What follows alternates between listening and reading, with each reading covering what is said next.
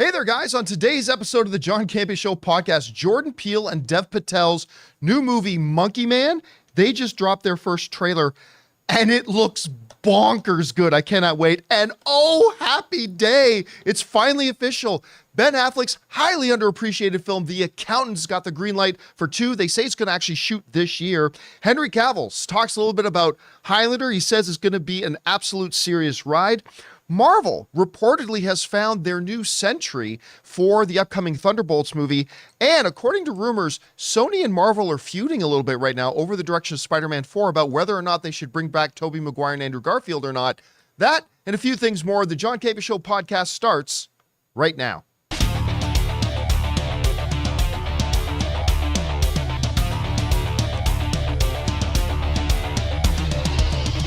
Well, greetings and salutations, everybody. Welcome to the best damn movie-related show on the planet Earth, the John Campea Show podcast, coming from right here in our quaint little studio, brought to you in part by our friends at Mint Mobile. I'm, of course, your host, John Campea, and it is an awesome honor and privilege, as it is every day, to have you, our international friends, gather around as we talk about our favorite things in the world, movies and movie news, TV and streaming, and all sorts of good stuff. Not just giving you our opinions, but hopefully giving you some information and context so you guys can form your own well-informed opinions, whether they're the same or completely different than ours.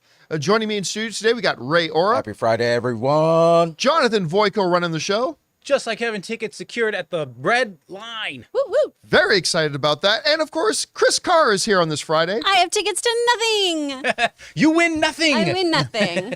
I actually have tickets to something too. Ann and I are going to go see Kevin Smith tonight. That's really Heck cool. Where are you yeah. seeing him? We're seeing him in Palm Springs. Nice. So we're going to, yeah, he's got a show he's doing out in Palm Springs. We're going to see that. I'm very, very excited about it. I love Kevin Smith. He's a great storyteller. Yeah, oh, he's one of the best. Anyway, guys, it's great to have you here, and here's how today's show is going to go. We're going to start off by going through those topics that I just listed off, and then at the last part of the show, we're going to take your comments and questions. So we've already asked our beloved YouTube channel members, and by the way, for all of you who are our channel members here, thank you guys so much for being channel members, to fire in some topics and questions. But if you're watching the show live, and you got to be watching live, and you have a thought, theory, or question for the show you'd like us to address, go ahead and use the super chat feature in the live chat, and we'll address those at the end of the show. All right, with that down, let's get things started with this. A new trailer dropped this morning for a movie that I admit I had not even heard of. A trailer for a movie called Monkey Man, which is a weird title, but I saw that Jordan Peele produced it. I'm like, oh, okay, that's interesting. And then I saw that Dev Patel is directing and starring in it. And wrote it. And wrote it. Well, I didn't know that until after I saw the trailer, but he wrote, directed, and is starring in this thing. Now, I love Dev Patel, but I've never seen anything he's directed. Chris, I think you were pointing out he's only directed a couple of shorts. Like, Yep. he's never done a feature before. Mm-hmm. So I'm like, all right, let's check this out. Boom! I cannot wait to watch this. This looks high intensity. It's a Guy Ritchie lock, stock, and two smoking barrels crossed with a John Wick, crossed with, what was his Who Wants to Be a Millionaire movie? Slumdog Millionaire. So it was crossed with Slumdog Millionaire. And I tell you what, and I kid you not, I swear to God this is true. As I'm watching the trailer, there's this, I don't even know what the name of the piece of music is. There's this piece of music I got on my playlist where it's got that like half Indian music, half Knight Rider theme song, right? Right. And I remember I'm watching this trailer, and about 15, 20 seconds into it, I thought, man, that song would be perfect for this trailer. And then all of a sudden, start playing. I'm like, this is so cool. The fight sequences look smooth. Yeah. Like, it reminded me a little bit of the old Tony Jaa movies a little bit. Like, the movements and the choreography of it look great. The scene, and also I laughed out loud when like he runs, goes to do that stereotypical action film trope where the action hero jumps through the window and he smashes in the window. I thought that was great. The fish tank thing. Look, I don't even really know what the story is other than he's out for revenge against a big bad guy. Okay, that's fine. But the color palette just soaked with the atmosphere, I thought was so good. I love Dev Patel's. I think he's an Oscar caliber actor. Oh, absolutely. Dev Patel. And by the way, he was so good in Newsroom. Like everybody talks about, I was going to say not Jeff Bridges, Jeff Daniels? Daniels. Thank you. Everybody talks about Jeff Daniels and the girl from G4, but Dev Patel was really great in that show too. I'll tell you what, this is such a pleasant. This movie wasn't even on my radar. And then all of a sudden this trailer drops and I'm like, I want to see this now. I thought it looked great. Anyway, Chris, you just watched the trailer for the first time. What did you think? Oh, this looks amazing. So supposedly what the plot is going to be is it's an ex-felon who's recently been released to jail, dealing with corporate greed and eroding spiritual values. Ooh. Sign me up. I love Dev Patel. I'm so excited about this. Like we briefly mentioned too, he has directed before, but they were 2 short films, one of which he had written himself. This is his first feature, which if you're going to do a feature film, have it be produced by Jordan Peele. Yeah, not bad. What a big old send-off. What a big vote of confidence to have someone like that backing you. The action, this looks really, really cool. It does have that kind of John Wick vibe to it. I love that Charlotte Copley popped up in here. I love him just popping up as the MC. I'm really, really pumped about it. And I'm so glad that that was not a window jump because, whenever a window jump happens in a movie, I'm like, this again, you guys, come on. I know, and I glass. thought they were setting it up. And I think that was just wonderful to just swap our expectations like that. This looks super, super fun. I'm so glad this dropped. I'm hyped. I had no idea about this movie whatsoever until about 5 minutes ago. Now, if there's any of you who aren't really familiar with the work of Dev Patel, I mean, probably because of all the Oscar attention it got, Slumdog Millionaire is obviously one. But if you want to see what he's really like, the limits of how good he can be, he did a little film. There's Charlton Copley in this as well. I would recommend checking out this little film he did called The Green Knight. I think it was an A24 film, if I'm not mistaken. But like, he's just a terrific thing. And I'll tell you what, I had no idea. I knew he was a great actor. I had no idea he could be an action star. But This blew me away. He looks so natural. Apparently, this film was supposed to be just going to Netflix in 2021, but Jordan Peele actually watched the movie, and he, with his company Monkey Paw, they wanted it to release in the theater. So wait, so this movie was done like 3 years ago? Yeah, 2021. It was signed, a deal, I believe it says right here, with Netflix. But then Jordan Peele saw more potential. Yeah, I saw it, and then him and his company Monkey Paw, along with Universal, teamed up to drop it. I think it releases April 1st. Is that? Ooh, dang! Close. I simply cannot wait. I cannot wait to watch this. This looks so. I mean, who knows? Maybe it'll be terrible. We've all seen many great trailers to movies that ended up being really bad. But I'll tell you what, I'm pretty stoked about this. And can we add director to Dev Patel's name here? All right. With that down, guys, let's move on to this, shall we? You got to go back a number of years. I think it's 2017. Ben Affleck put out this little film called The Accountant, and next to nobody saw it.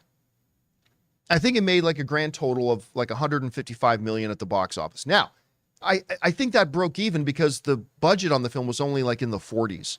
It was only 40 something million, maybe 44, 45 million dollars to make the film. So they probably at least broke even on it. I thought the movie was wonderful.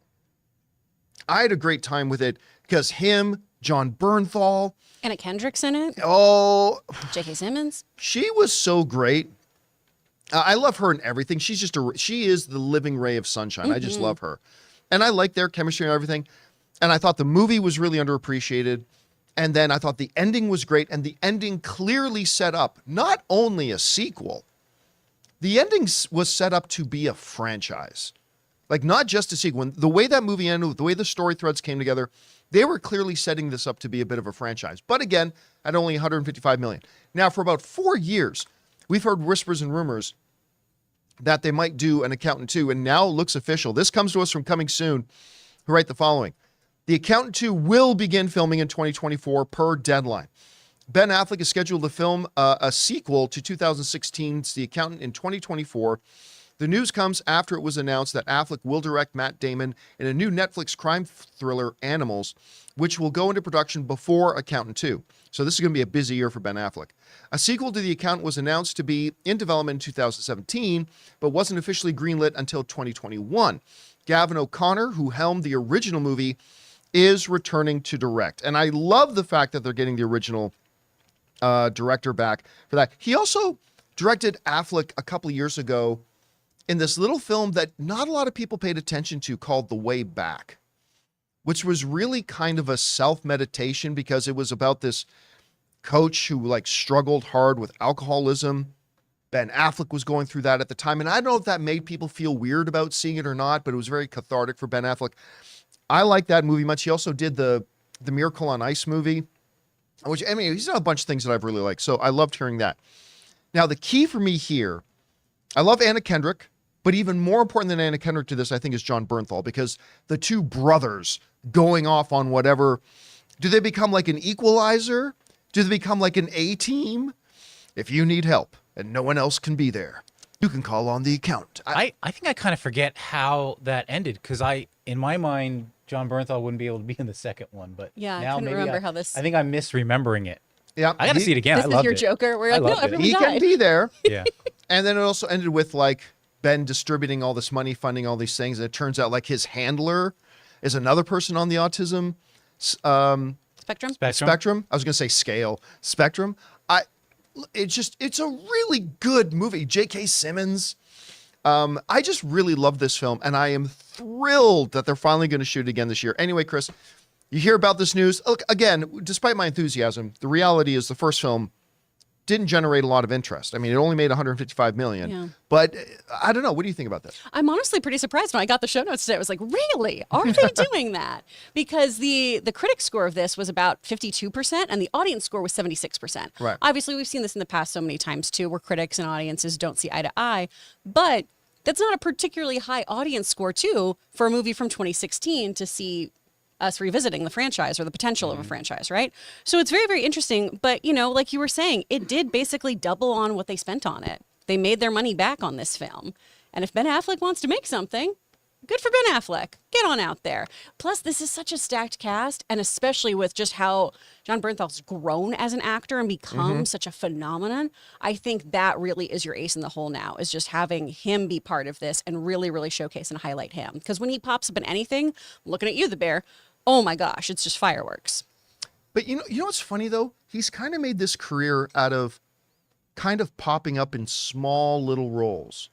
So whether it's something like The Bear, or whether it's something, remember, what was it was Wind River? Was that it? That had Yes. the two Avengers in it? Yeah. It was called Wind River, right? Yeah. He just had, like, John Bernthal was in that, and you'd be forgiven if you saw the movie and forgot that, because it was only in like a couple of scenes. He was the boyfriend of the murdered girl in that. So that's happened. John Bernthal's a really interesting case study, because I don't know why he's not an A-list star right now. Like, I don't know why we don't have films coming out starring John Bernthal as the main lead sort of thing. I think he's got the ability to do it. He plays charismatic assholes so well. He really does. Plays problematic people who you enjoy, and I feel like he does it so well that there is that kind of disconnect, almost like the cast of Breaking Bad, right? Right. The wife on that was so convincing that people were writing her death threats because they hated her character so much, because she was such a phenomenal actress. People have such a hard time separating the actor from the character. Oh, yeah. And I think John's one of those characters too, who Yeah. ugh. Ford v Ferrari is another example of that. Yep. Where And he what played- was the movie? I think he was in a movie with DiCaprio, where the one where he had the money taped to him. I can't remember which one it was now. I'm not familiar Anyway, with that one. I'm super excited about this. This is a good day for me. I've been wanting an Accountant remake ever since, or a sequel ever since I saw the first film. So I'm super stoked about this. And I hope you can get through production on that Matt Damon Animals film really quickly and get on to The Accountant 2. All right, guys. With that down, we still got to talk about the fact that it looks like Marvel has found their new guy to play Sentry in the upcoming Thunderbolts film. And of course, Sony and Marvel are apparently bickering over the direction they should go with Spider-Man 4, essentially whether they should bring Garfield and Maguire back or not. We're going to talk about that and a few things more. But before we do, we're going to take a second and thank a couple of sponsors of today's episode of the John Campea Show podcast, our friends at Manscaped and Factor. Guys, we want to take a second to thank a sponsor of today's video, Manscaped. Roses are red, violets are blue, trim your balls, and your date will thank us too. What's up, guys? Valentine's Day is knocking, and Manscaped is the remedy for what the love doctor ordered. His prescription? The all-new Performance Package 5.0 Ultra, designed to elevate your grooming game and shine like the beast you are. Join the 10 million men worldwide who trust Manscaped with our exclusive offer. Go to manscaped.com to get 20% off plus free shipping with the code Campea. Guys, listen, like a lot of you, I used to shave my package like the Neanderthals did, using, the clippers on your electric razor, but that's not what you need for excellence on Valentine's Day. So let's talk about the hero of Valentine's Day, the Lawnmower 5.0 Ultra. This electric trimmer features skin-safe technology guarding your Valentine's Day treasure against any grooming mishaps. This package also features the Weed Whacker 2.0 nose and hair trimmer, Manscaped liquid formulations, and 2 free goodies, the Shed Travel Bag and Boxers 2.0, because comfort is king for all my guys. So elevate your grooming game routine and set the stage for a romantically smooth celebration. So guys, get 20% off and free shipping with the code Campea at manscaped.com. That's 20% off with free shipping at manscaped.com and use the code Campea because your grooming upgrade awaits, ready to charm your Valentine's dates. Guys, we want to take a second to thank a sponsor of this video, Factor. Get started on your resolutions with Factor so you're ready for the new year. Factor's ready-to-eat meal delivery takes the stress out of meal planning and sets you up for success in the new year. Skip the grocery store and prep work because you know what? Sometimes we just don't feel like prepping our own meals. Instead, get chef-crafted, dietitian-approved meals delivered right to your door. With over 35 meals to choose from per week, including options like keto, calorie smart, vegan, and more, plus over 55 weekly add-ons, you'll have a ton of nutritious and flavorful options to kickstart your resolutions. Forget frantic lunch preps and rushed dinners. Factor's 2-minute meals are your secret weapon in the new year. Fuel up fast with restaurant-quality meals, all delivered right to your door. And Factor now offers loads of snack options like breakfast, smoothies, juices, snacks, and more to keep me going no matter what's on the schedule. It's time to skip the overpriced takeout trap. Factor is cheaper and way more delicious than takeout. And Factor is flexible. Change your order up every week with plans from 4 to 18 meals per week, or pause or reschedule your deliveries anytime. So guys, head to factormeals.com/Campea50 and use the code Campea50 to get 50% off. That's code Campea50 at factormeals.com/Campea50 to get 50% off. And thank you to our friends at Manscaped and Factor for sponsoring today's episode. All right, now before we get into our next topic, Ray, you had something you wanted to point out? I just want to clarify that Monkey Man, it's not on April 1st, it's April 5th. Oh, all right, thank you for clarifying that. All right, with that down, guys, let's jump into the next topic here, shall we? Up there with Dune 2 and Deadpool 3, there is a movie I've been waiting for a very long time. Now, The Highlander, the original one with Sean Connery, Christopher Lambert, Clancy Brown, Who Wants to Live Forever, with the Queen soundtrack, of course, is in my top 10 favorite films of all time. I love that movie passionately. We won't talk about all the other movies that came after it, but that one is great. Now, Ryan Reynolds, good Canadian kid, was supposed to be doing a Highlander reboot. He was attached to one for years, and then that kind of fell away. Then a little while ago, they announced that the director, John Wick, and Superman himself, Henry Cavill, we're going to be making a Highlander reboot. Now, Chad Stahelski just recently announced that it is his next movie. That's the next one they're gearing up for. He's getting ready to shoot. And now Henry Cavill has kind of chimed in a little bit. He's out there, of course, promoting Argyle right now. And, of course, a lot of people are asking him about this Highlander thing, and he's already begun his training for it. This comes to us from the folks at Deadline who write the following. Targeted with a 2026 release date, Henry Cavill will have been attached to the film for 5 years before anybody lays eyes on it. But after a lengthy development, the star says he is getting ready to train for the iconic new role. Cavill teased that his take on the part will be, quote unquote, a serious ride. This comes as he's been saying in other interviews that he has started his workout routine to get into shape. Yeah, Henry. Actually, take down my picture on there for a second. Okay. Henry, I've been meaning to tell About to show you some guns. You've been getting too friendly with cake lately. Okay. You and Cake have been spending clearly far too much time together. You must be building some big ass computers. Yeah, get yourself back into shape, Henry. That he's been getting himself into shape for the film, but beyond that, he is staying quiet. Now, the director of the film has already kind of said that, yeah, it's going to be kind of going to be John Wick with swords, which some people rolled their eyes at, not me. I'm like, that's exactly what I want. Thank you. Give me some more, please. And hearing Henry also talking about that it's going to be a serious ride. They said they wanted to take and honor the original mythology, but really ramp it up with modern action telling techniques and stuff like that, which sounds great to me.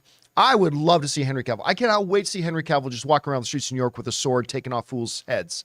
Yeah. I cannot wait. You know, him saying that he's starting training, it reminds me of that one night I was watching The Daily Show with Trevor Noah, and Mahershala Ali was on there, and he said, I've begun my training on Blade. Yeah, that was, 3 years ago? Yep. So let's hope that this movie doesn't have the same fall fate. by the wayside. But I mean, again, Chad's already said this is my next film. This is now what I'm focused on. This is what we're doing next. The studio's already confirmed it. Actually, Chad has signed on with Lionsgate, signed a really neat deal where he not only now is the Kevin Feige of their John Wick universe, he's now shepherding the entire John Wick universe, but he's also, they appoint him to be the shepherd of the entire Highlander universe. So you know that Lionsgate at this point has more than just this movie in mind. They want this to be a franchise. They want this thing to be sprawling and big and really live up to those promises that Chad and Henry are kind of making for it. And I cannot wait. Anyway, Chris, hear Henry Cavill saying this thing's going to be a serious ride. Mm-hmm. He's begun his training for it. I'm assuming there's a lot of sword play involved that he's going to be training himself for. How quickly, are they going to make this 2026 release date? Is this something people should be excited about? Is this something you're excited about? What do you think? I still need to know what Highlander is. Oh, you still haven't watched the original? I still haven't watched it. It's so weird when you do this and run a business and audition, you don't watch other movies. Right. So I still need to watch this so I know what it's all about. That being said, I assume these are going to be incredibly intricate sword fights based on the footage I have seen and what I know of the universe here. And especially when you have somebody like Henry who was doing all of his own stunt work for the most part on Witcher, doing that sword play himself, doing vigorous training. I love that he's still stepping it up and he's going to really, really deliver on this because I assume this also has a bigger budget than the Witcher television show. So I think we can anticipate this. My understanding is it's not a particularly effects-heavy franchise. Is that correct? True. Okay. Yeah. So then, except for when the quickening happens, but that's when you momentary. cut the dog's nails too short. Yeah, the quickening. Okay. Yeah, I figured. Yeah. So we could see this in 2026 if it all is pretty much something that we are doing there, and there's very little post for it. But I like Henry Cavill. Yeah. And with you brought up Chad Stileski is given the reins to this franchise. As a fan, where do you want to see this go? Well, see, here's the interesting thing about it. Unlike other old franchises that get later reboot, where there's a clear roadmap, right? You throw out everything Highlander that wasn't the original movie, because everything that came after the first movie was just garbage. All due respect to the television series with Adrian Paul, I think that's who starred in the Highlander TV series. That was actually not bad. I kind of like that. But the movie they made with it was like, oh, the movie they made with it was not good. Yeah. No, not at all. But the series itself was pretty interesting, and I kind of liked it. But you kind of throw out everything else. Again, I do think you have what was Adrian Paul's character's name again? Duncan, that's right. So you got Henry Cavill's going to be Connor MacLeod of the Clan MacLeod. In the TV show, Adrian Paul played Connor's cousin, Duncan MacLeod. You could still have a Duncan MacLeod in this, but I think you just have that. You do the original movie, you end the original movie with Highlander versus the Kurgan and whatever, and then it's really an open book. They can go in any direction they want because not only do they not have to follow the roadmap of Highlanders 2 and 3 and 4, they absolutely essentially must avoid the roadmaps of Highlander 2, 3, and 4. Yeah. For those of you who don't know Highlander, and you wonder why I'm so passionate about this, here's the thing. The basic gist of the Highlander, and it's literally about where he's from. He's from the Scottish Highlands. That's why he's called the Highlander. He dies in battle one day, hundreds of years ago, and then wakes back up to discover that there is a small number of immortals in the world who have been born throughout the ages. And the only way they can really die is to be beheaded by another immortal. And when one immortal beheads another, he takes their experiences, their power, they get stronger. It's called the quickening, right? And they don't explain in the movie why, but all immortals know that they are destined to fight throughout the ages until one day, sometime in the future, they're all going to feel an inexplicable pull to go to a faraway land where they will all come together and battle until there is only one. There can be only one immortal, and that immortal wins what's called the prize, that the immortals don't know what the prize is, but they know they're all fighting for the prize. Why I hate the sequel so much is because some idiot decided, you know what we should do? Let's say the immortals are aliens. They're aliens from another planet. Why you gotta have a vaguely Chicagoan dialect there, John? Why you gotta talk about the bears? And they're criminal aliens. And being sent to Earth to become immortal is like their prison. And then Michael Ironside is really upset that these criminals are doing things and they, oh my God, it's just so bad. And then Highlanders 3 and onwards, to their benefit, pretended like Highlander 2 didn't happen, but still, it was pretty bad. Oh, go ahead. No, the reason why I asked you about where do you see this going is because with John Wick, remember, the Continental series came out on Peacock, right? Right. But that was more of an afterthought. Like, they didn't know John Wick was going to get that popular, and then they made the series. Right here, they could take control of this series right from this franchise right from the get-go and possibly release a TV series on Peacock to coincide with the movies. That would be a big mistake. With Duncan but like they did with this. Right, but here's why that would be a mistake. Because a little studio called Universal had that same idea with their Monster Universe, where they got ahead of themselves. Now, you want to make some plans, sure, but remember what Universal did. Before The Mummy even came out, they were announcing like 5 films and brought all their stars. They already cast all the stars of these films, you know, Russell Crowe and Johnny Depp and Javier Bardem and blah. They did these photo shoots, they're advertising all this. And then the first movie came out, and the public, while I think it's not as bad as people make it out to be, yeah, there's that. Yeah, Tom Cruise. That movie was expensive. That franchise was expensive. It was going to be expensive. Yeah, to begin with. So. But they put out the first movie, and on large, the audience rejected it. And then all of a sudden, they look so stupid because they had been talking about all these things they're going to do. It's cool for Lionsgate to make some plans, but likes to say, let's put in $30 million and produce an entire TV series to come out and coincide with the launch of the movie and blah, blah. Get the first movie out first. Right? Have your plans ready. Be ready to go into action, but get that first movie out first and make sure it's received well, because every movie that gets made, when they start production, everybody thinks they have a great movie on their hands. It isn't until later that you really find out where you're at. And so while I'm excited for a Highlander franchise, the reality is you got to get this first one under your belt and make sure people like it, or else they're going to look stupid. And the reality is Lionsgate is not Warner Brothers. Lionsgate is not Disney. They don't have money that they can just burn, right? So one step at a time. And then if the first one works, then you got the green light. That was mainly my question. Then develop a TV series to go along, maybe bring in a Duncan MacLeod. Then you can relaunch, change the mythology with the Highlander 2. So got it. Yeah, we'll see where they go with that. All right. With that down, guys, let's move on to this, shall we? Now, Emmy award-winning actor Steven Yeun, of course, had been cast in the Marvel Cinematic Universe as their version of Superman, basically the OP of OP comic book characters, Sentry, to be in the upcoming movie Thunderbolts.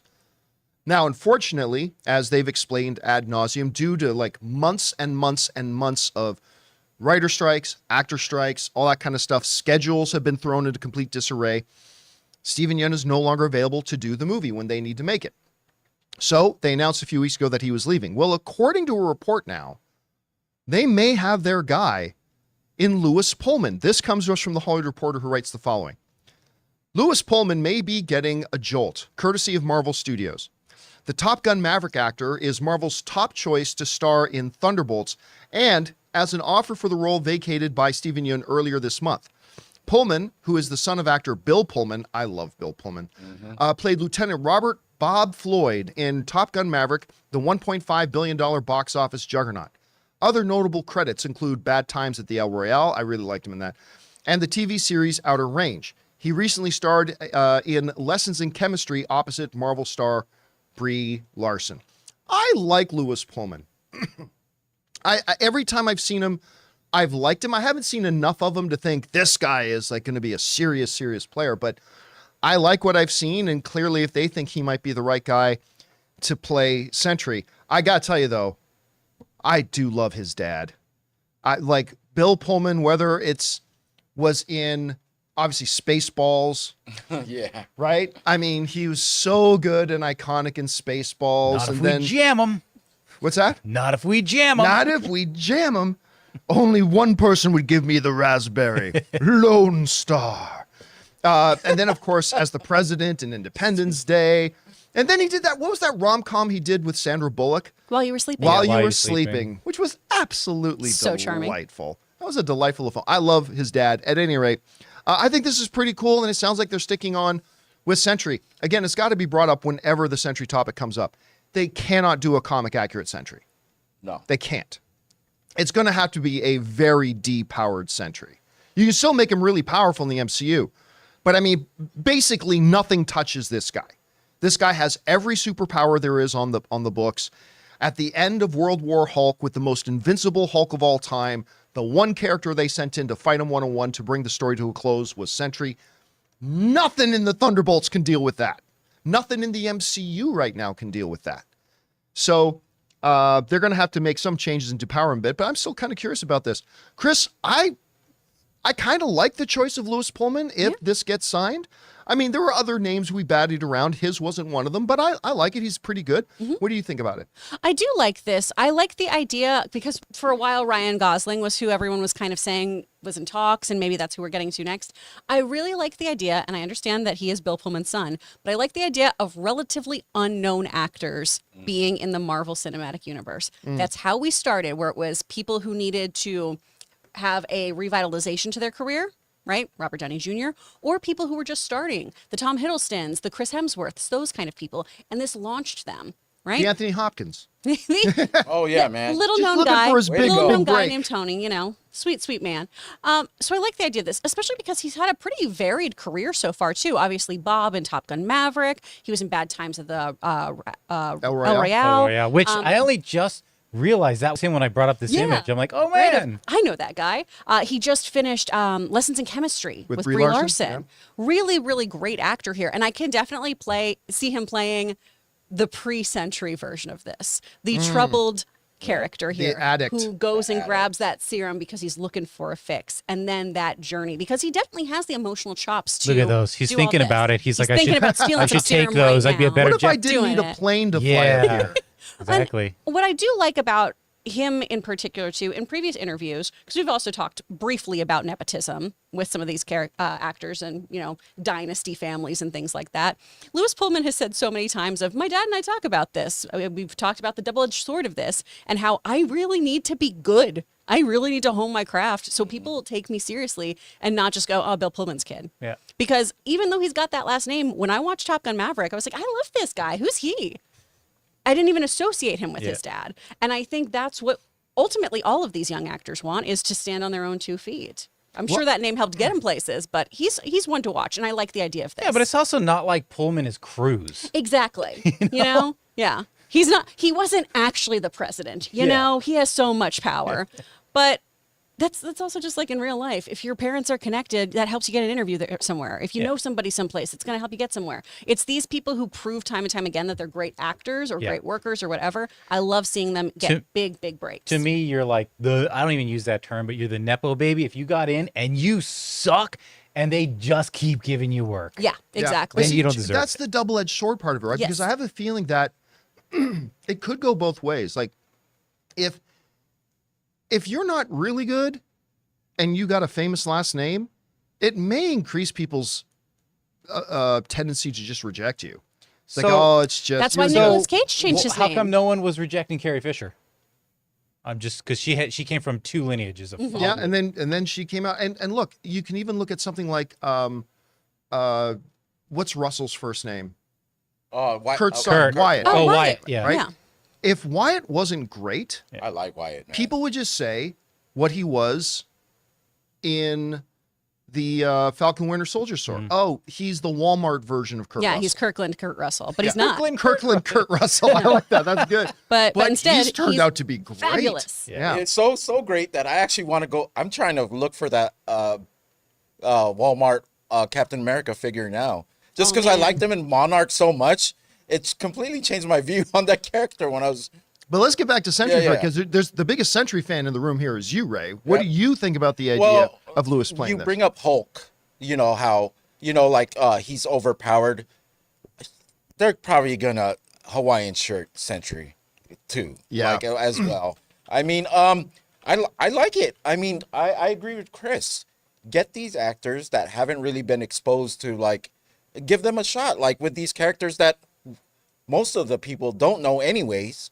So introduce a new actor, a fairly new actor with a new character, and just swing big. That's all. Let's go. Let's do it. Let's start production already. Let's go. All right, guys, with that down, let's move on to this, shall we? The last Spider-Man film, Spider-Man No Way Home, came very close to entering the most exclusive club in Hollywood, the $2 billion club. It was an unmitigated smash success. Huge. And so, of course, and it kind of wrapped up one part of Tom Holland's Spider-Man story and had us looking forward to finally a Spider-Man story where he's not Iron Man Jr. Awesome. Let's go with this. Get rid of that fucking stupid Iron Man suit. He's Spider-Man. He don't need it. Anyway. Jesus.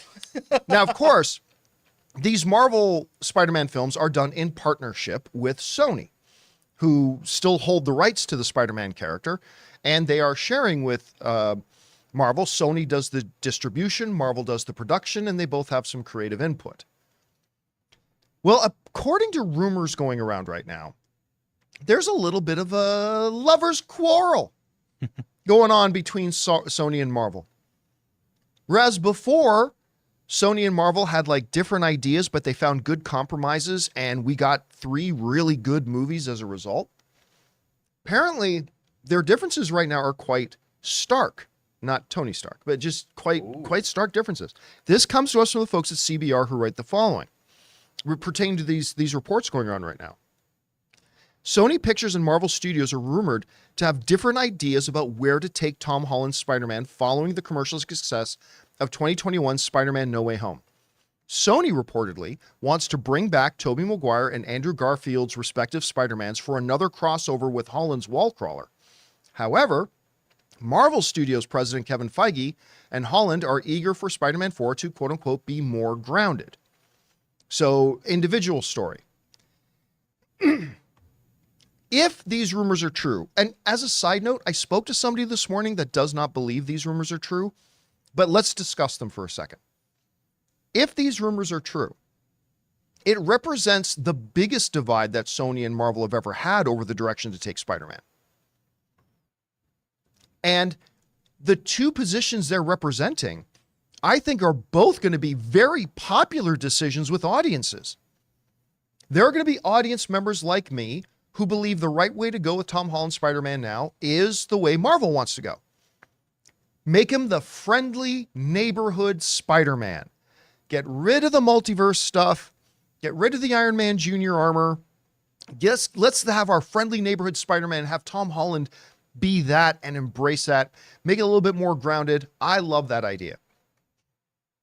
At the same time, I can recognize, and a lot of people would love the idea of seeing Tom Holland go the Sony route, where we have Tom Holland Spider-Man re-team up with Andrew Garfield and Tobey Maguire's Spider-Man. You know, one last thing. Maybe now it's not the Tom Holland Spider-Man that needs the help. Maybe Tobey Maguire's Spider-Man needs the help. I've got a Venom over here that's causing me problems. Or whatever. The the bad guy has got to be Paul Giamatti's Rhino. Whichever universe it happens in, Paul Giamatti's Rhino has got to be the bad guy. Anyway, I hope you know I'm being facetious. And I honestly think this is going to be very divisive amongst fans because I think both ideas have their merit. I really do. As a matter of fact, for those of you watching live right now, I'm going to put up a question. Should Spidey 4 go grounded or Garfield / Maguire? And the options are, oh, that was a Q&A I started. Never mind. I'm going to be wasting too much time. But I'm going to be curious. Ray, maybe one of you guys can put up a poll if you know how to do it. I'd be curious because I think there are going to be a lot of fans who, like me, like the idea of grounded. But I know a lot of fans will scream to have the idea of Garfield and Maguire return. Now, for the record, I can see the appeal of having Maguire and Garfield return. The last film nearly made $2 billion. Audiences went crazy. It was an insane success, right?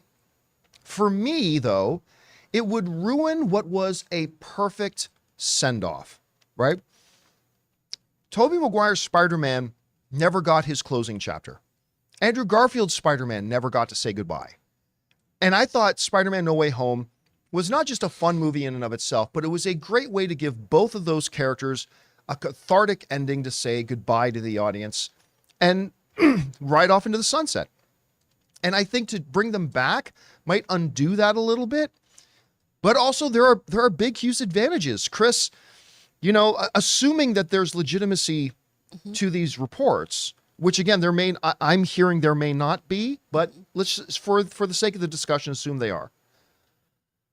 Which way's the right way to go here, do you think? Grounded and Garfield. Grounded and Garfield. Those are the things that I want. Because, okay, and this is my own personal bias. I am not particularly interested in, hey, MJ and I worked things out, youth pastor Spider-Man, currently at this point. That is not the story that I am dying to get back to. I am interested into Spider-Man who stopped pulling his punches. I am interested into grieving the loss of the love of your life, Spider-Man. And just those little inklings of scenes, just the look that he gave, our MJ, right? Our Michelle saving her, and that relief and that kind of like, I can finally save people. I'm good. That made me go, oh God, I want that movie. I want a third film for him to explore all of that. Of course, the problem with that is Andrew's Spider-Man is not Marvel's Spider-Man. No. Right? He's not the MCU's Spider-Man. Not. But that's what I want still.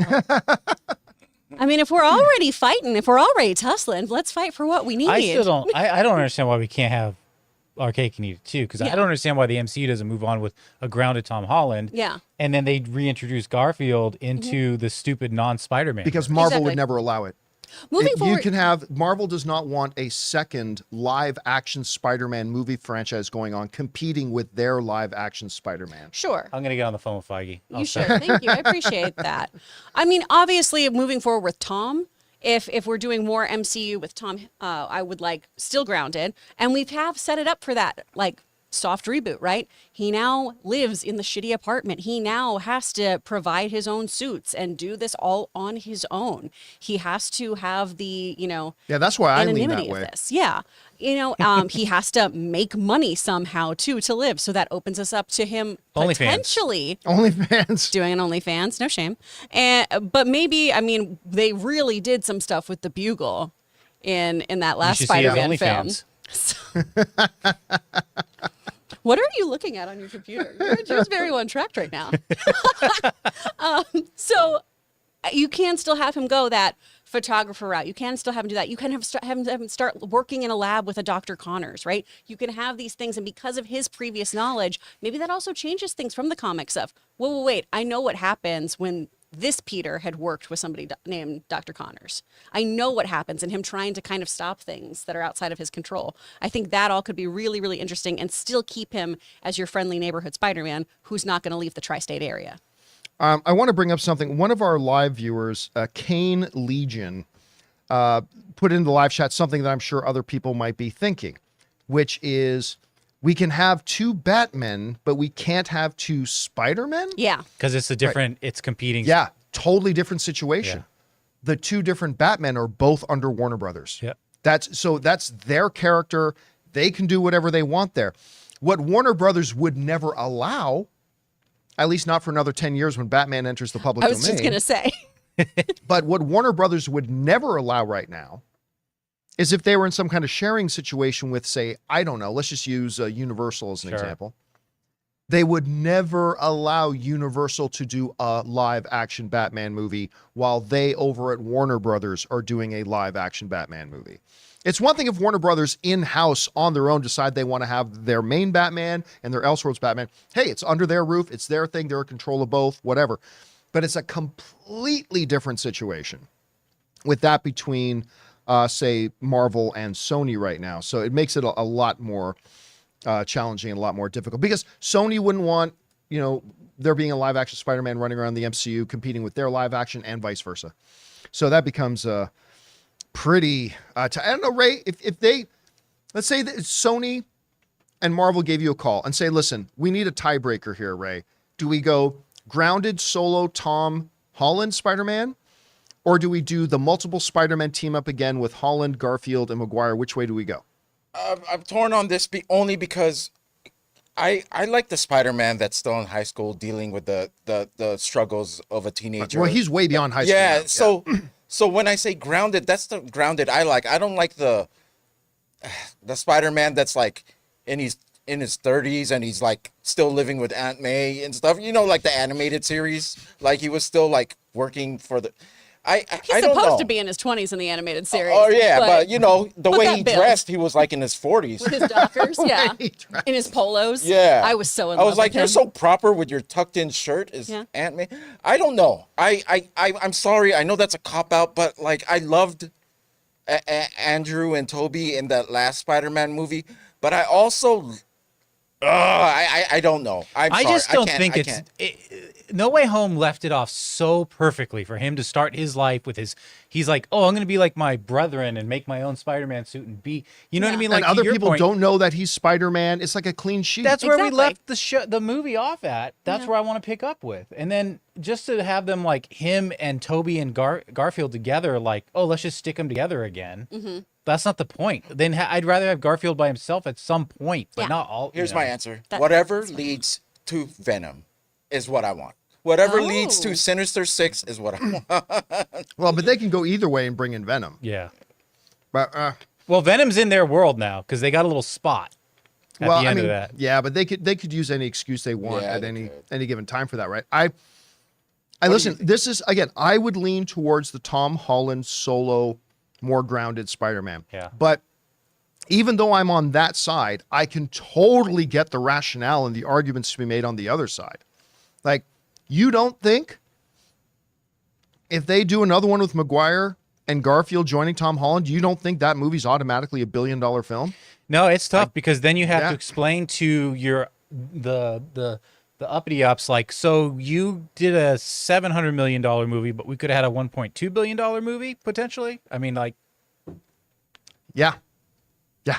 It's again, I can totally see the argument. I can understand why it'd be a hard time. Again, I just happen to lean towards the Tom Holland solo one though. But who knows? We all agree that Marvel, with Marvel involved, Sony's product is better, right? Not necessarily. I still think the two best Spider-Man films ever made were made only by Sony. Yeah, I forgot right? about those. Actually, you might be able to make an argument that the three best Spider-Man movies ever made were Sony only. Because of the Spider-Verse Into the ones? Spider-Verse, Across the Spider-Verse, and Sam Raimi's Spider-Man You're 2. right. Well, and also if you Well, include the PlayStation game. my face. I would still add PlayStation Amazing game's the best. Spider-Man 1, the first one. Yeah. I my love that face, one. the It's first so good. So I mean, so I don't know. We'll have to see. But we can agree that in partnership with Marvel, those Sony Marvel Spider-Man movies have been better than, say, Amazing Spider-Man 1.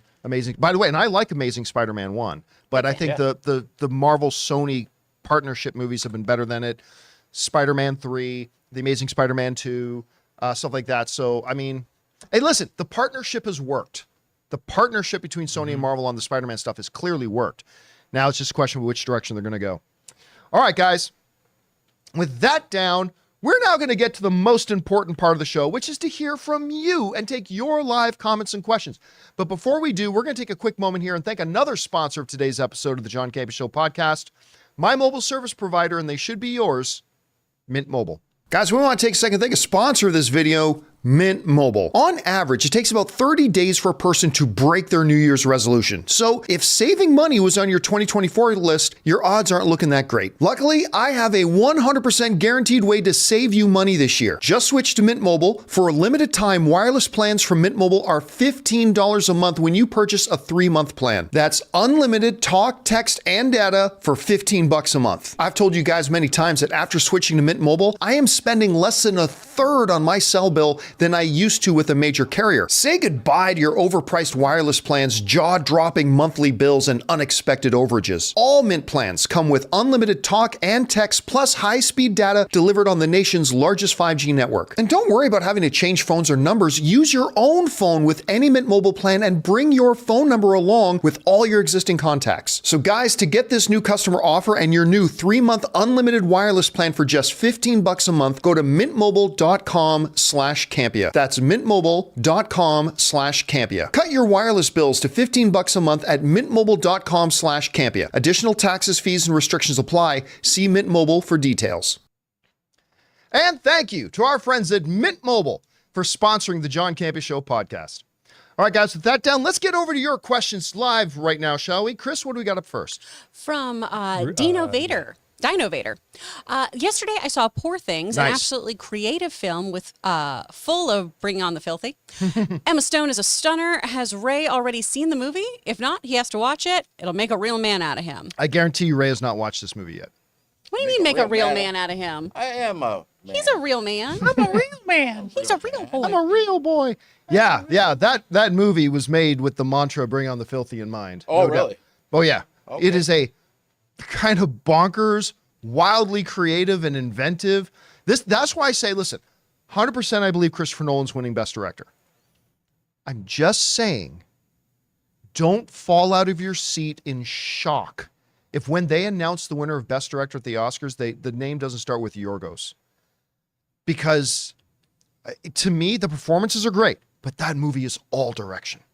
It's got this incredible frantic sort of pacing to it, yet it's very deliberate. It's wild in its concepts. And again, I always say the number one job of a director is get the best performance possible out of your actors. And the performances in it were great. Again, I believe Christopher Nolan will win. Just saying. Don't start marching in the streets if they announce Yorgos, because I think a lot of people were very, very impressed by what he did with that movie. All right, what's next?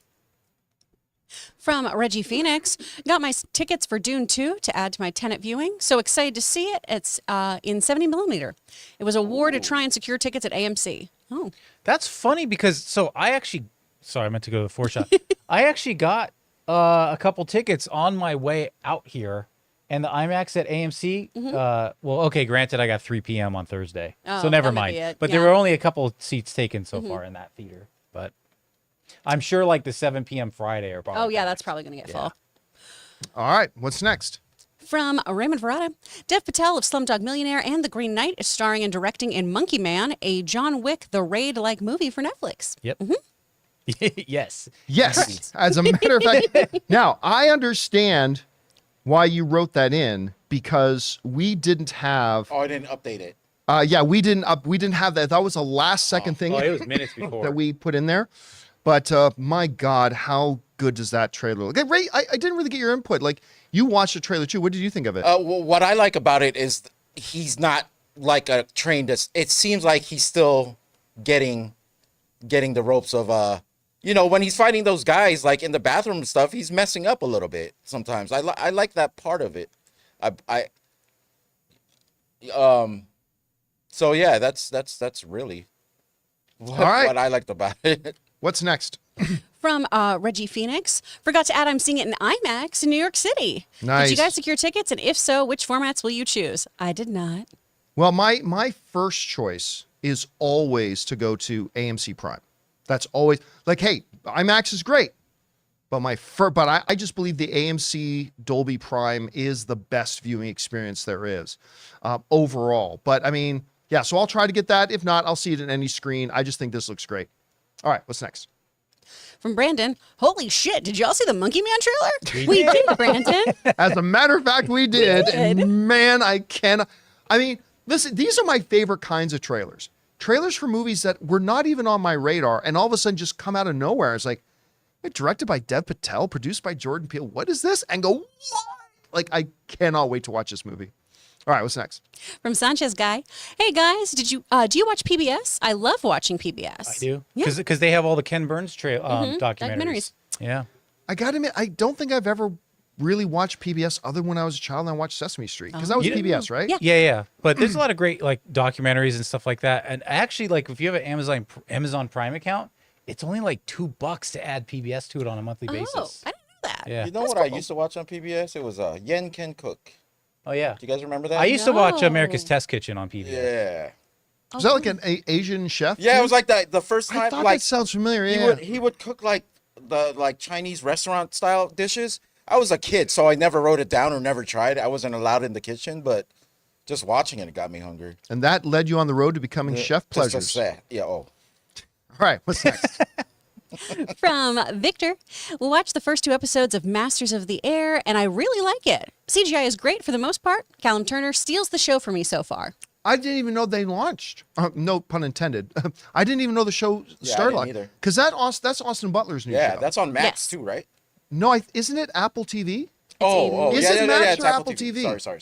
Yeah, I thought it was Apple TV. Yeah, I didn't even know it had released yet. I'm going to have to check it out. By the way, side note, a couple of you guys in the last few days have asked me if I started watching it. The new season 4 True Detective. It's great. Oh, the Jodie Foster one? Yeah. Okay, I just saw 2 previews for that. episodes in. It's a great mixture of intriguing and creepy. That's good. Like the whole thing My dating starts profile with said. the whole premise. It just starts with there's this.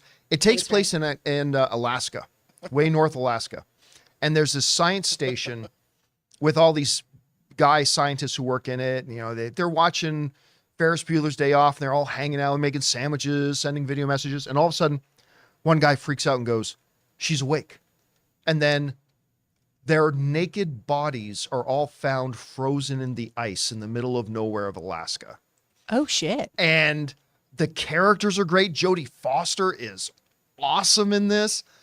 It's only 2 episodes in, and I'm loving it so far. It's looking really good. Excellent. All right. Anyway, what's next? From Hammy Rex. Love the show, guys. Have you watched any Shah Rukh Khan, the King of Bollywood films? Do you have a favorite? Nope.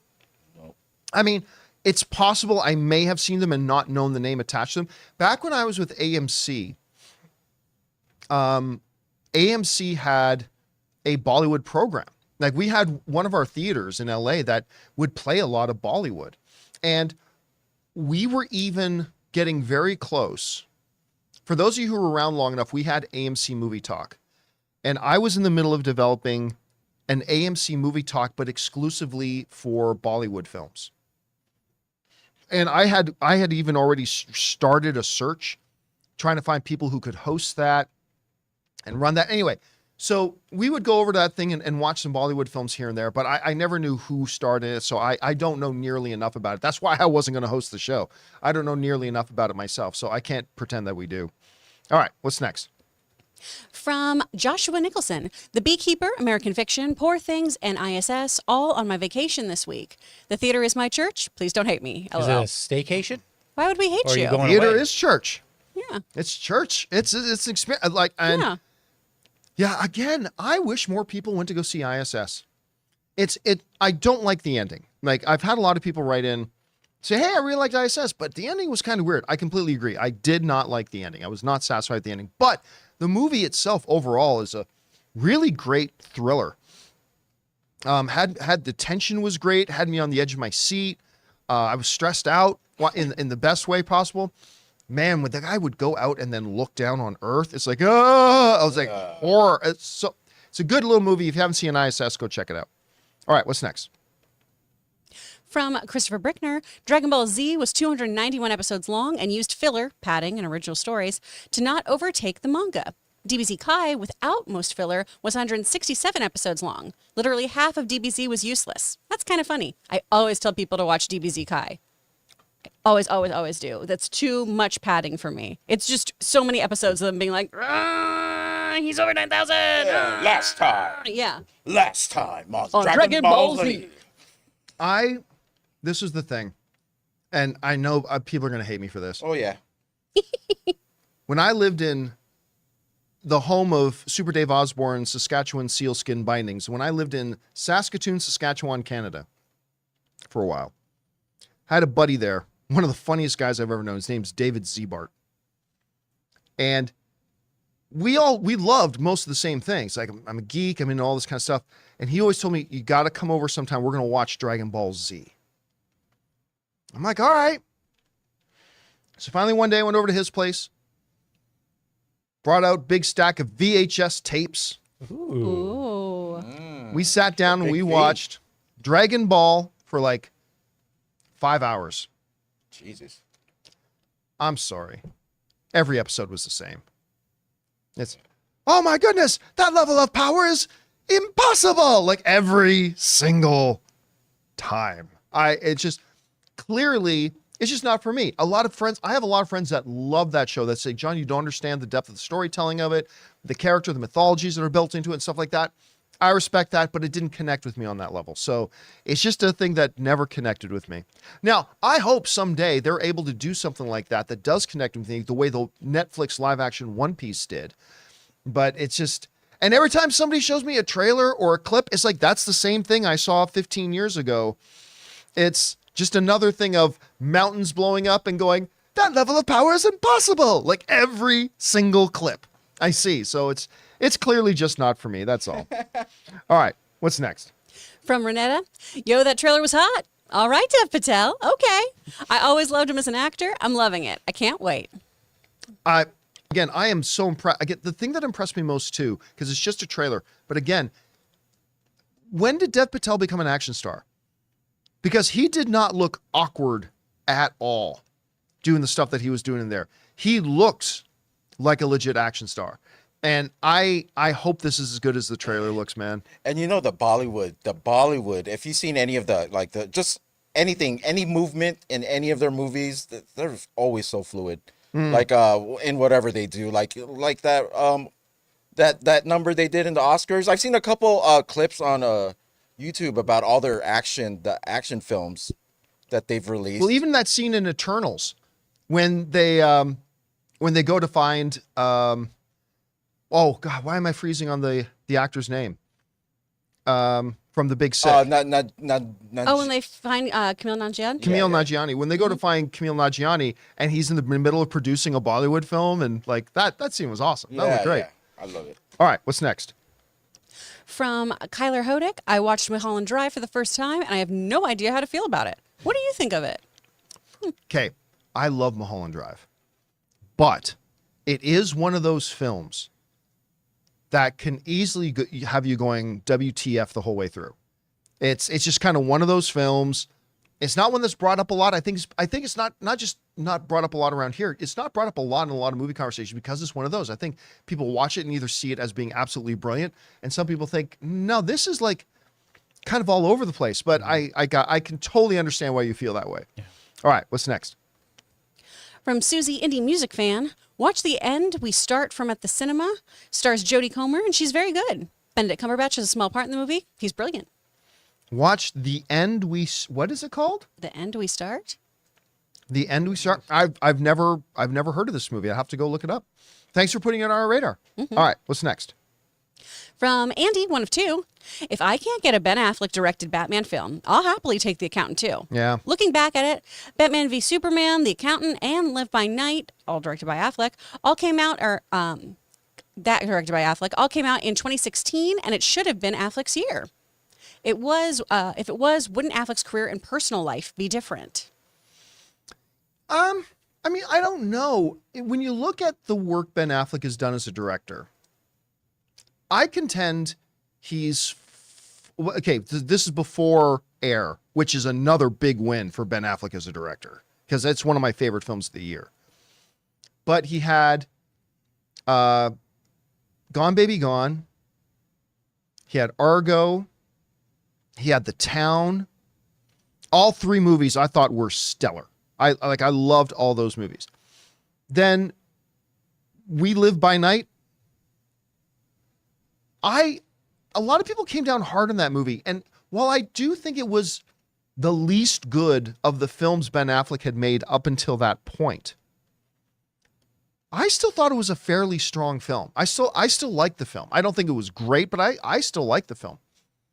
Then he comes back. He's got Air. I thought look, Ben Affleck is still one of the directors I will get most excited about. I think he's just got a great sense of storytelling. I think he's been wonderful in all the films he's directed. And I will look forward to seeing more that he does moving forward. Actually, when I first saw that they were doing The Accountant 2, I kind of thought maybe he'd direct it. But I also love that Gavin O'Connor is going to do it as well. All right, what's next? From Christopher Brickner, from No Way Home to Spider-Verse stories, why does Spider-Man of all characters, a street-level superhero, work so well with multiverse stories? I don't think he intrinsically does. It's just a matter of who's writing a story and whether that person who's writing a story writes a good multiverse story. It has nothing to do inherently with the character. It's just like you can have, like, Doctor Doom is a fabulous character. But if the people writing Fantastic Four movies with Doctor Doom in them don't write a great story, it won't matter. Like, I think we'd be foolish to say, well, you can't put Doctor Doom in the Marvel Cinematic Universe because Doctor Doom doesn't work well in movies. Well, no, it's true. Every movie Doctor Doom has been in has been bad, but that had nothing to do with the inherent nature of the Doctor Doom character. It's all about the story that gets written around them. So I just think the Spider-Man character has been kind of lucky that with, Into the Spider-Verse, Across the Spider-Verse, No Way Home, the character's gotten lucky that they've had some really good, strong scripts to go along with it. All right, what's next? From Victor Acosta, Pedro Pascal as Ramirez. Make it happen. Who's Ramirez? Highlander. In Highlander? Okay, Oh, yeah, so yeah, gotcha. I have been told. Ooh. I've been informed who's going to be Ramirez. Oh, wow. Do you like it? And we're here to let you know I've told you. No, we know. No. Yeah. Ray's forgotten, but I already told these guys like It's 2 right months here. ago. It's right here. I got contacted by somebody who will just say would know who's going to be Ramirez. No, Do you I don't remember know. now? Oh. I've And never I will seen just Highlander. say, oh, and by the way, Ann Kurgan. And just let me say that I am very, very happy about both of them. You smell. I'm very, I am Throw 'em off, very, throw 'em off. very happy about both of them. But I've been sworn not to say, so I can't say. But Actually, Amir figured it out. It's Danny DeVito. it's Dan DeVito Yes. Oh my god. as Ramirez. Yeah. You see, Connor, it's This will be great. yeah. But I twins. I told these guys who it is, who they are. I cannot wait for them to make it official. All right. Anyway, what's next? From Andy, one of two. Here we go. I want to state what John Oliver once said. While the character, Vince McMahon, is an a-hole, it's important to know the real Vince is also an a-hole. The lawsuit that just came out on his sexual assault, sex trafficking, and literally shitting on an employee is horrifically awful. Yep. Now, before I say anything else, innocent until proven guilty. This has not gone to trial, right? These are allegations. And until that, innocent until proven guilty. That being said, there's a reason he gave this girl $3 million to stay quiet and sign a non-disclosure agreement, and he gave her $3 million. You don't give $3 million to somebody if they don't have anything on you. And they might be saying, well, if she signed a non-disclosure agreement, why is she coming out with these? Because he only made the first $1 million payment and reneged on the other $2 million. That voids the contract, and she's able to come forward and tell that, yeah, listen, again, innocent until proven guilty, but it's very disturbing. And This I'm stuff not that we're watching until proven innocent. Well, that'll be honest. Again, I feel it's They- disgusting, man. I mean, you don't give somebody $3 million if they don't have something to tell people to stay quiet, right? So it's really, really, really disturbing stuff. All right, what's next? From J Loco, I'm jealous my wife can pee at night half asleep with the light off, so I started peeing in the shower to not lose my precious sleep. Ray, you feel me, LOL. What do you talk about when I'm not here? Let's see. Here's the thing. I just use the window. I've made the that wall? clear. No, like if you're at someone's house, So you the see out the sweat window drops so they down? don't Oh, okay. hear you pee in the I toilet. just suggested. I'm just kidding. I don't do that. Why don't you just turn on the shower and pee? That's what I said. But then So the noise. my girlfriend's parents were wondering, why is that guy using our shower? Well, because you're like super clean, man. You're super clean. See, when you guys aren't in the office and I got to go, I don't bother grabbing the key. I just use the sink.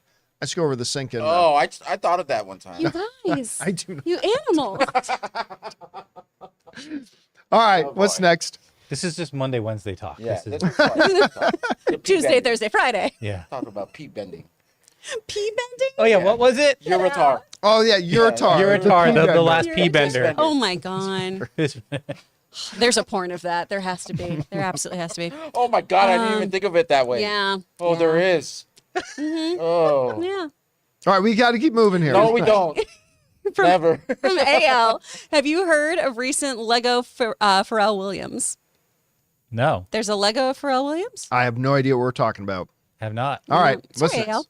AL. From Victor, when does Disney Sony deal end? They recently re-upped, so I honestly I don't think they've made that public. So I have no idea. So it's going to go on as long as both of them are happy. But as of right now, I don't think they ever made public how long or what the terms of the deal are. All right, what's next? From Nexus Fuel, John, have you seen the popcorn bucket for Dune 2? The thing looks absolutely hilarious. It kind of looks like a flashlight. I haven't. not gonna I lie. haven't seen it. Oh, like a flashlight? Yeah, I'll bring it up. Oh boy. like Is a it like the flashlight sandworm? or a flashlight? Tell me it's the sandworm. Wait, a fleshlight or a flashlight? Yeah, we well, a know what he's talking flashlight, about. We but know I what wanted he's- to say Very yeah. different Yeah. things. Here, I got You it got right a picture here. of it here? I have not Holy- seen I it. mean, myself. anything can be a flashlight if you really believe. Oh my God, that does look more like. Oh, a no, fleshlight. someone's going to put their penis in that. Oh. All right, Someone- Where do you pre-order? Where's the pre-orders at? Can I get that one Someone- early? Like the, about to pop that. the trick of like you go through the bottom of the popcorn bucket. Oh. Tricks Popping don't bottles, need the baby. trick You don't need the trick. because you just get in can just there. go in the top. Yeah. We So- popping that corn, baby. Yeah, SNL's about to do their next Dick in a Box music video, I think. Oh, man. Oh boy, dude can't come any faster. All right, Dude, popcorn someone- bucket. Two Someone popcorn can, buckets at the right? same time. Time. Might as well call it poo. That is one of my favorite scenes from Office. Was Wish you Office could do Space? that Office without Space, me. Yeah. Oh, love that movie. All right, what's next? From Seconds from Disaster, Spidey only fans. Webs ain't the only thing that's swinging. Laugh my ass off. Grounded coming straight off the end of No Way Home is the way to go for sure. Yeah, again, I agree. Look, you can't not say that there's some validity to the idea of bringing the other two back because I don't think any of us disagree that that would automatically be $1 billion film. $1 billion film. Playing But- day one. But yeah, I think story-wise, I think you go with the Tom Holland thing. I 100% think you do. That's fair. All right, Ray's still laughing. Dude, no, it's I our just cat. saw- The I chat's just saw the ridiculous picture right now. close up. I was like, someone passed this? Somebody my okay? God. You know what it reminds me of? You remember how I was just mentioning I used to live in Saskatoon, Saskatchewan, Canada? Well, they have the dairy farmers of Canada, whatever's put out there, right? So, and they have these farming organizations as well, and they decided the pig farmers, the pork farmers also have a union. They put up a billboard one day, and it's like, who you can look this up. This is 100% true. The billboard simply reads, because punctuation matters, pork the one you love. Now, that's supposed to be read as pork, the one you love. But of course, that's not how everybody else read it. It looked more like a life manual. This That's is what I the put on one my you love. Valentine's Day cards. That sounds like a Valentine's Day it's card. either going to get changed or it's going to sell out. Like It's not crazy. going to get changed. Just It's because both of the- is going to happen. It is just not because going to of get the changed, controversy. and it's going to sell out. Yeah. There's no controversy. It looks like a sandword's mouth. Yeah. There's no controversy. No, it looks like anus. Well, that's what a sandworm's mouth looks like. Okay, let's keep going. What's next? Very concerned about y'all's buttholes. Okay, Michael Brommer. How much IP can Sony use from the MCU if they walk away from agreement? walking. All Spidey IP, or will they have to come up with new iterations for Holland, etc.?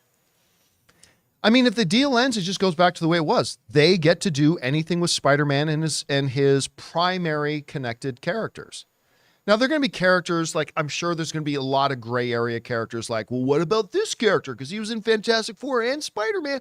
I'm sure those are all clearly detailed in the 1,500 pages of their contract. But, I mean, yeah, the primary Spider-Man characters and the primary characters associated with Spider-Man would all be right with Sony. And then there'd be some fringe characters that I'm sure they would have, and some would stay with Marvel. All right, what's next? From Lavardov, I want Spider-Man going up against Kingpin. Okay. Why? What's this Kingpin going to do against Spider-Man? I mean, Spider-Man can lift a bus over his head. What's this Kingpin going to do? This isn't. Now, of course, we now live in a new MCU where Kingpin can take a bullet to the face and not even have any damage on his eye. He just had a black eye. No damage to his eye. Sees perfectly fine. Everything's good. So, I mean, I don't know, but really, if this is the Netflix Kingpin, what does this Kingpin do against Spider-Man? We could just keep yes-anding that Kingpin, though, because since we are setting up that kind of Mayor Fisk storyline, in theory, this could be the one where also we learn that Kingpin is a mutant, and then he goes off with his new wife to Krakoa. Krakoa? Yeah, I think they go to that one.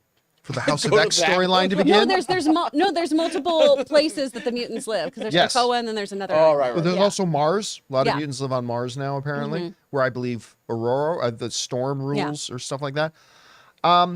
I mean, that's an option. You could go the route that Kingpin's a mutant, but why didn't he have his powers before? You'll have to explain that, because mutants are supposed to manifest when in puberty. So, but I don't know. Lot of big questions. But like on face value, Spider-Man versus Kingpin is a 1-second scene. Like, I'm Spider-Man, you're coming. Okay, great. So let's fight. Fight over. Let's move on. Maybe he means taking on the Kingpin Empire. Like, Again, you know how he has a bunch of goons, and that would make it grounded a little bit. Bro. Spider-Man versus the tracksuit Mafia.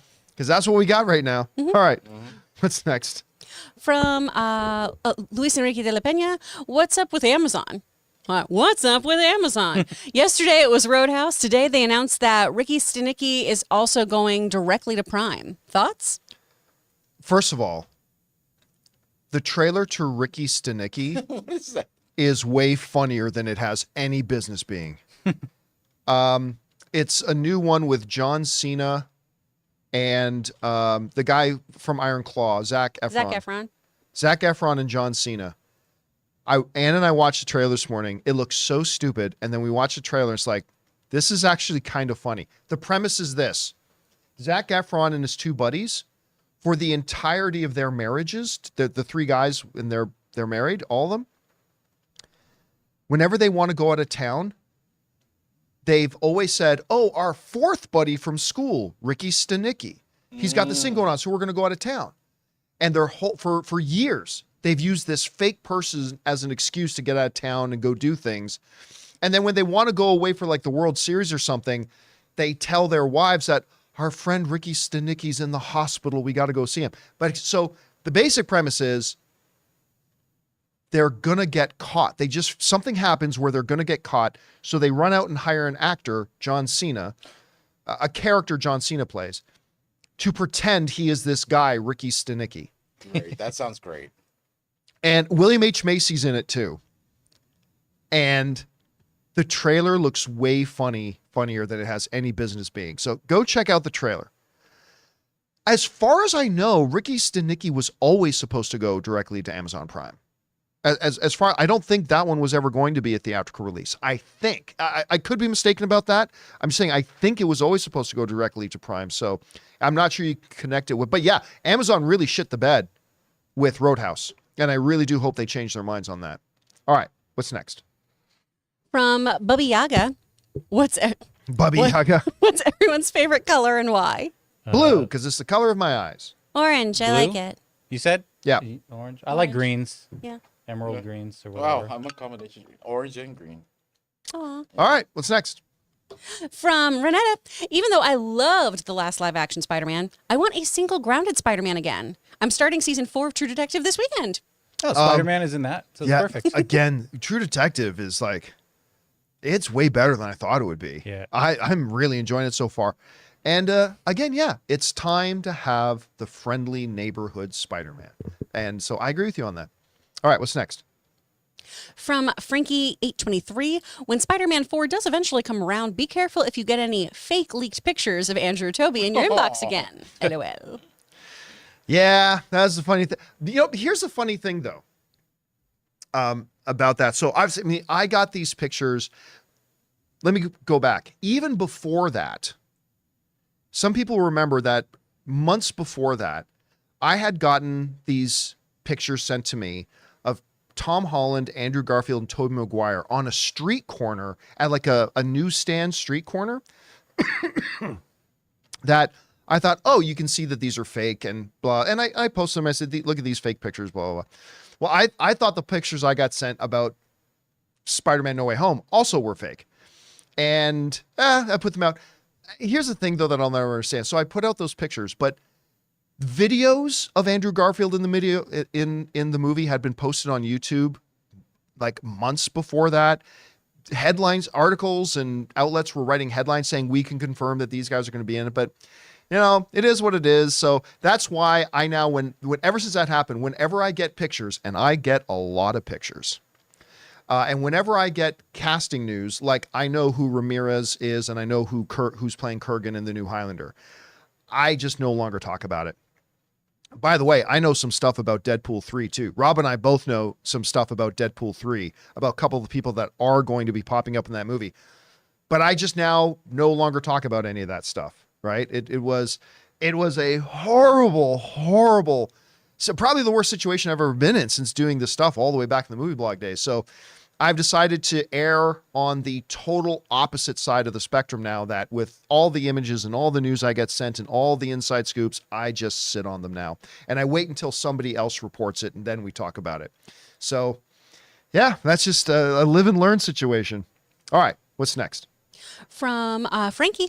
From Bobby Jackson. I'm looking forward to watching Spider-Man 4 grounded at home. Grounded at home. I like that. That's good. All right, what's next? All right, we got our members here.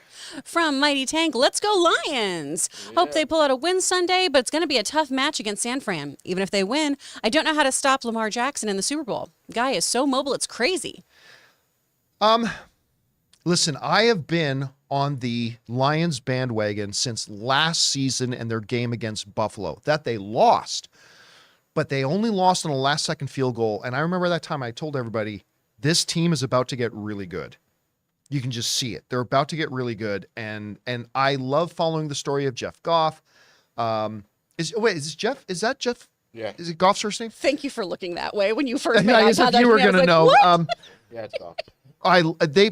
The Lions play an entertaining brand of football. The city of Detroit is a great story in this. Unless Deebo Samuels is not playing for the San Francisco 49ers this weekend, I don't see how they're going to beat San Francisco. And as far as the Ravens go, they are the buzzsaw right now. I'll go on the record. I think the Kansas City Chiefs lose handily to Baltimore, like by more than 2 touchdowns. I don't think they just lose to Baltimore. I think they lose comfortably. So I don't know. So we'll just have to see. Jared Goff, not Jeff Goff. Thank you. I knew Jeff wasn't quite right. Yeah, Goff. Fake it's fan. a great story this year. On. Yeah, same thing. All right, what's next? From Imperial Executioner, hey crew, happy Friday. I'm curious, when a movie is mostly CGI, like Avatar 2, for example, where would the line between best visual effects and best production design be from an awards perspective? Appreciate all you do. Well, they're two completely different disciplines. Set design and stuff like that is a completely different thing from visual effects. Yeah, so I mean, it's a very clear line. Like a set, you build a building and stuff like that. Yeah. Visual effects, the building is destroyed or is digitally created in a matte painting or a background stuff. But they're two very, very different things. By the way, Jonathan, is there any way we can get the member questions larger on the screen? Yeah, probably. Here we go. All right, let's see if we can get that up. How Yeah. about that? Okay. What's next? From Charles Edmond, got my ticket for Dune 2, February 25th, 7 p.m. We got our tickets too, except Ray, I think we have to look at the tickets we got.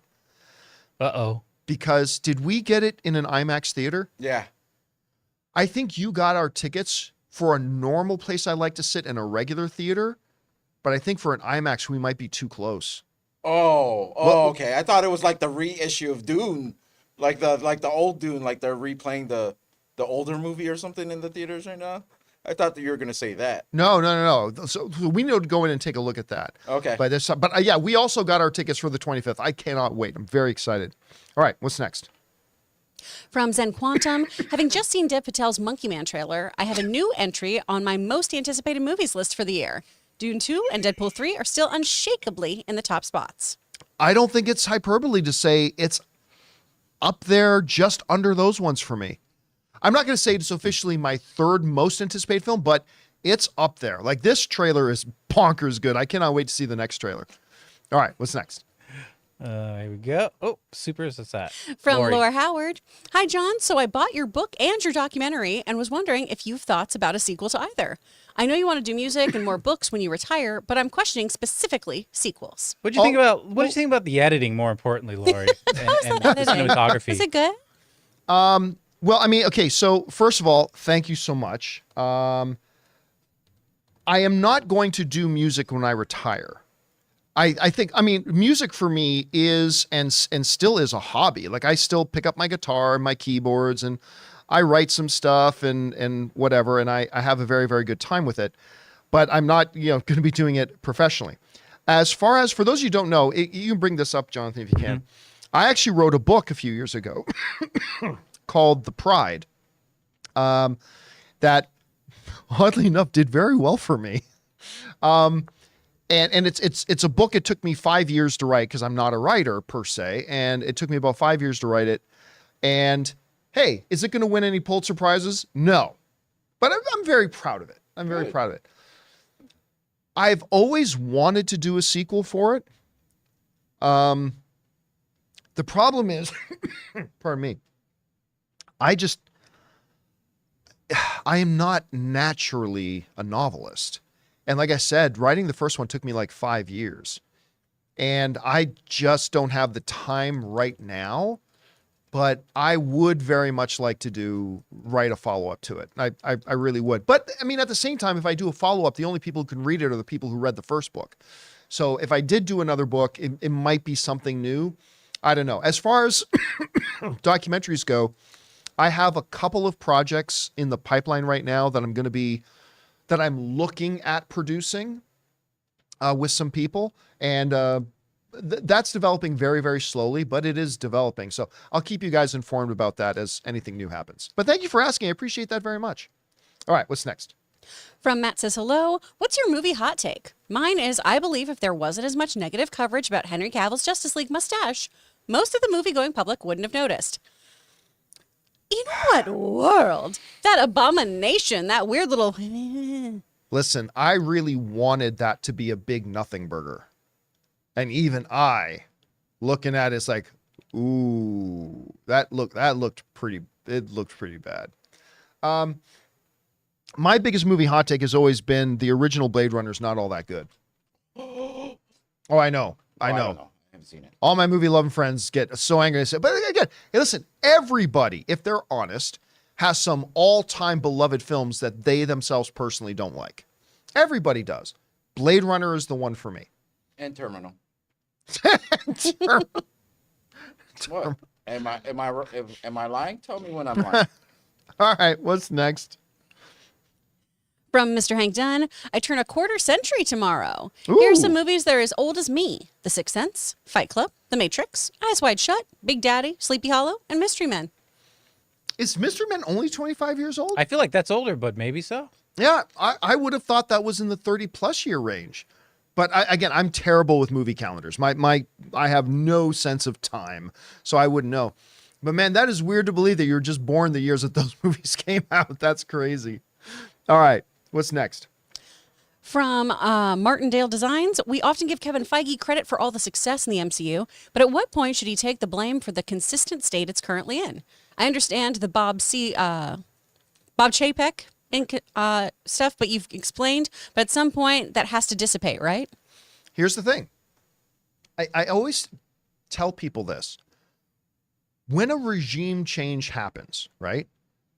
I always warn people, it's going to take 2 to 3 years for you to even feel the effects of this.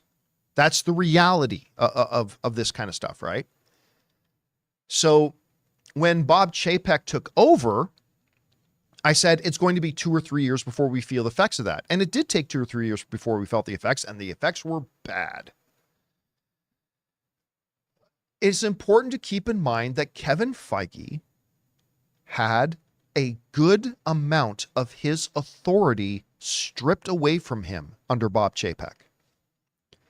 Kevin Feige had a significant amount of his decision-making powers taken away from him.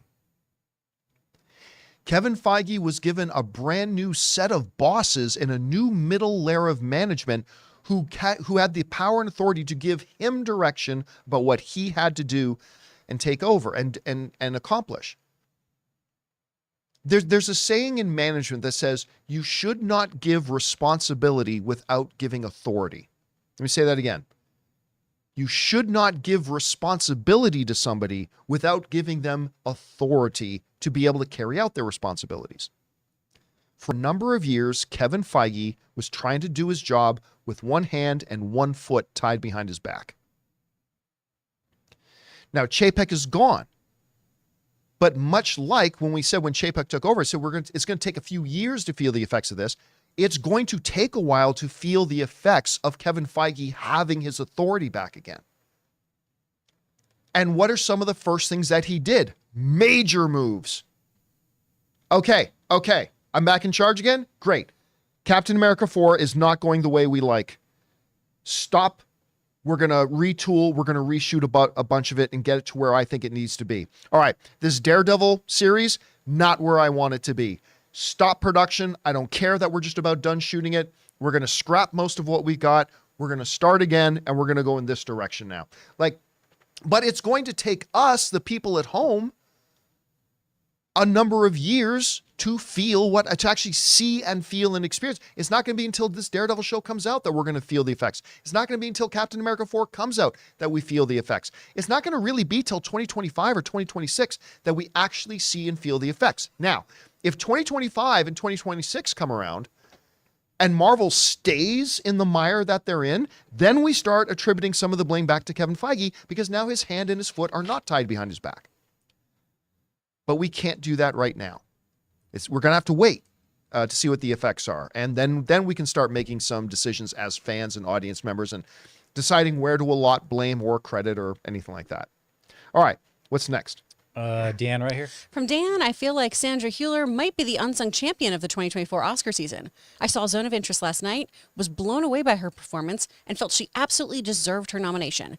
Until I realized she was nominated for Anatomy of a Fall, which I've not seen. Wow. 2 Oscar-worthy supporting performances in one. There have been years where situations have arisen, because not a lot of people know this. You cannot be nominated in the same year in the same category twice. Now, you can be a George Clooney and be nominated for Best Director and Best Actor.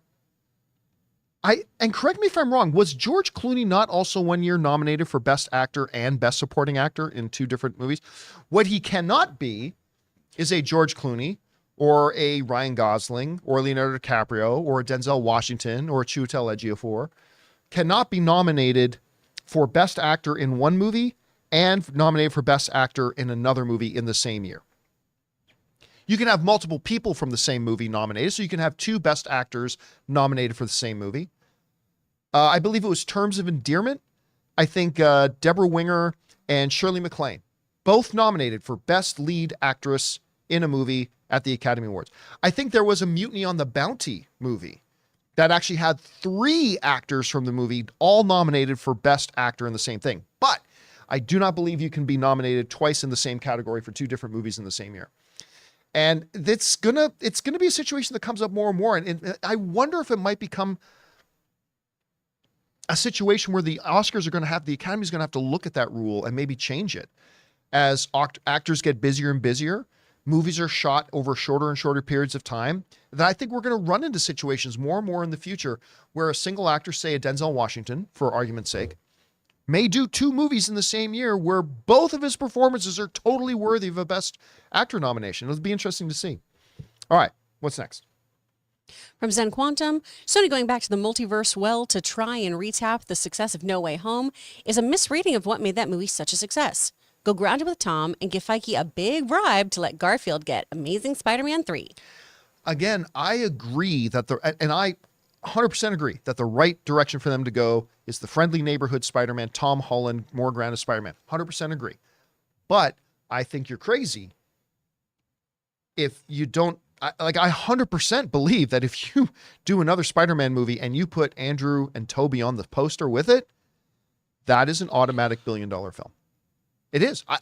Does anybody disagree with that? Now, whether it'll be great or not so good or whatever, that's up for debate for sure. But does anybody disagree that that wouldn't be a billion-dollar film? 100% guarantee you it would be. So I get the thinking. I disagree. Go solo with Tom. That's what I would do. But I totally understand the thinking because you're a business and it's hard to walk away from an automatic billion-dollar paycheck. It is. The big problem could be with a Kevin Feige, now that he's, back in charge of Marvel, about he could be bringing back Tobey and Andrew is counterintuitive to what I'm trying to do in the MCU right now. Maybe I'm trying to move away from multiverse.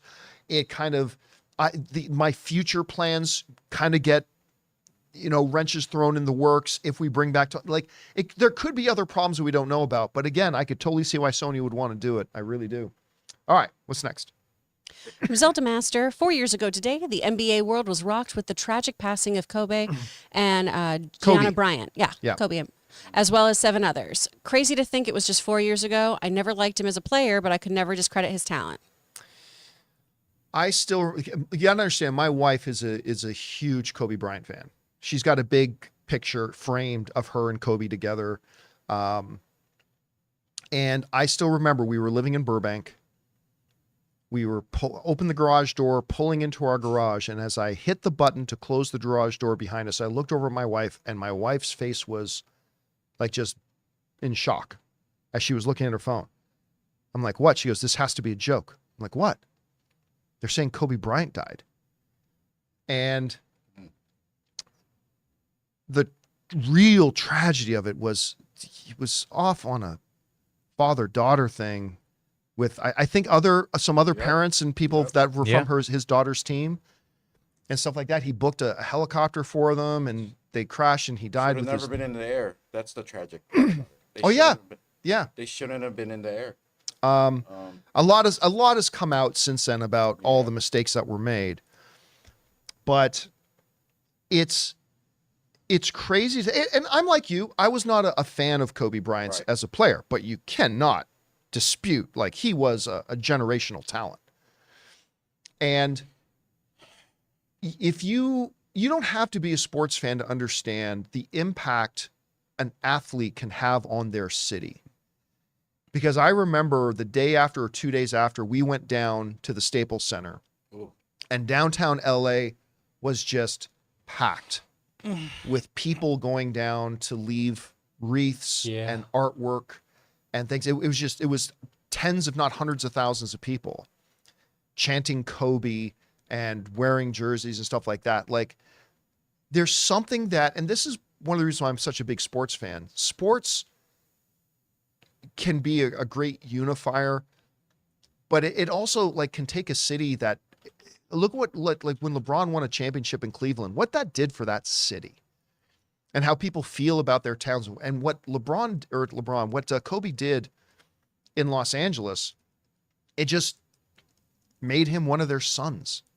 Right. And it was crazy. And it was such a tragedy. And I remember one of the last, I was at the John Williams concert at the Hollywood Bowl when John Williams brought out, want to bring out my friend Kobe Bryant. And they had Kobe narrate live on stage his Dear Basketball short film that he won an Oscar for.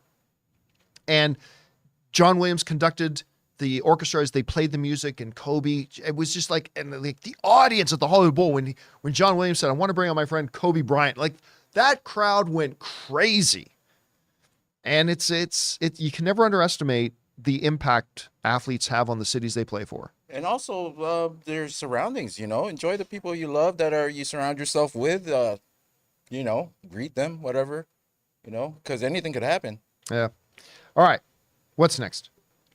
From Dominic Suma, you're starting your own streaming service and a genie comes to you and offers you an exclusive lifetime license to one of these two shows to kick it off. The Office? The Office. Or Friends? The Office. From a business perspective, it's a tough choice. No, it's The Office. No, it's The Office.